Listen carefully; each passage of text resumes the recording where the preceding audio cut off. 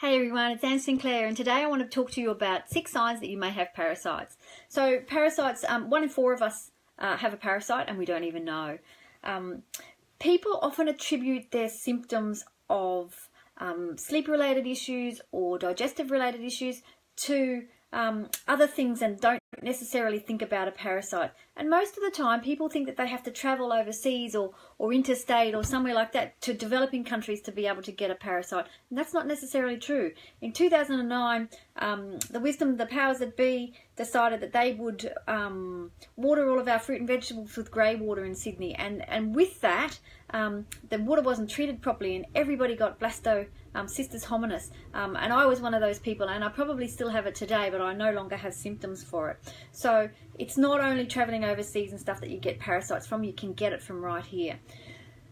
So some of the things you can get parasites from are undercooked meats, especially pork, raw fish, big one. So sushi lovers, that's one for you because it is quite prevalent in raw fish.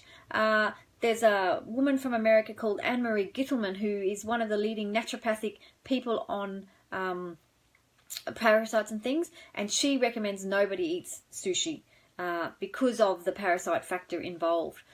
Water.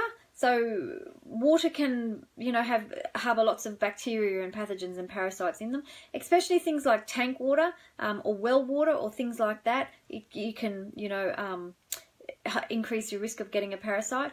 Swimming in pools or ponds is a big one, or rivers even, because you could drink a little bit of the water and there's often bugs and stuff in the parasites in the water then, so you definitely will get one if you get a mouthful. And this is an interesting one which most people wouldn't know: buffets. So if you go to a buffet and the food hasn't been really washed very well, or it just hasn't been prepared properly, you could easily get a parasite. So that's probably one thing that I suggest people do often, is don't eat buffet if they can actually help it.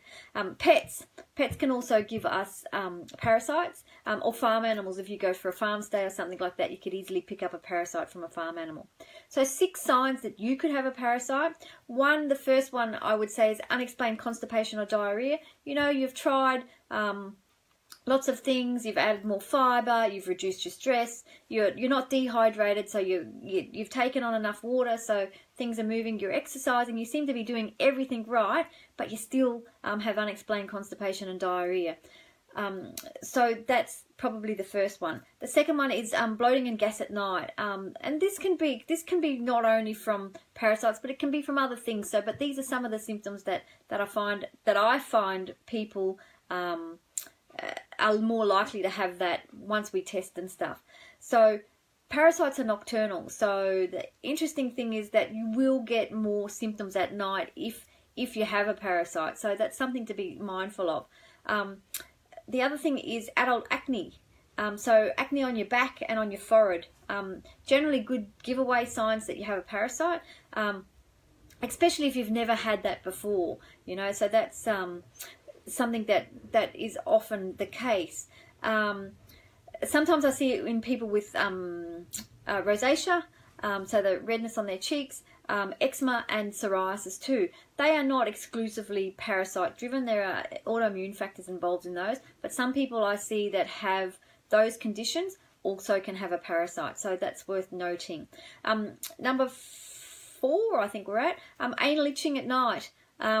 It's very common. Again, like I said, parasites are nocturnal, so if you notice you have anal itching, or your kids especially, because kids can get worms and stuff like that, so they're all classed as parasites, that can happen as well at night, and it's generally at night when it flares up for littlies. Yeast can also cause anal itching, so it's better to get that checked out. And number 5 is sleep issues. If you've got unexplained sleep issues and you've done all your things again, you've reduced your stress, you've lowered your cortisol levels, you've put some effort into trying to find out what's keeping you up at night, maybe you've had your melatonin checked and all those things, and you still can't sleep, definitely I would look into parasites. The other thing I would look at as well is if you're grinding your teeth at night, which can often happen. Again, grinding not only happens because of parasites. If you're highly anxious, you can grind your teeth. So all those things, that would be one thing I would check. So if you're a grinder and the dentist points out you're grinding and you have some of the other symptoms, I would definitely look at getting parasites checked. And the last one, number 6, is anemia. If you're chronically anemic and you haven't been able to find the cause, you're eating enough iron-rich foods, you're you're doing all the right things, you're having vitamin C with your iron-based foods, but you're still chronically anemic, I would definitely be checking for parasites. Parasites live on red blood cells, and then when they do that, they stop you absorbing the iron that you need, and it becomes this chronic vicious cycle, week after week of, they're eating your iron, you're not absorbing enough, you're chronically anemic. So that is one thing to look at.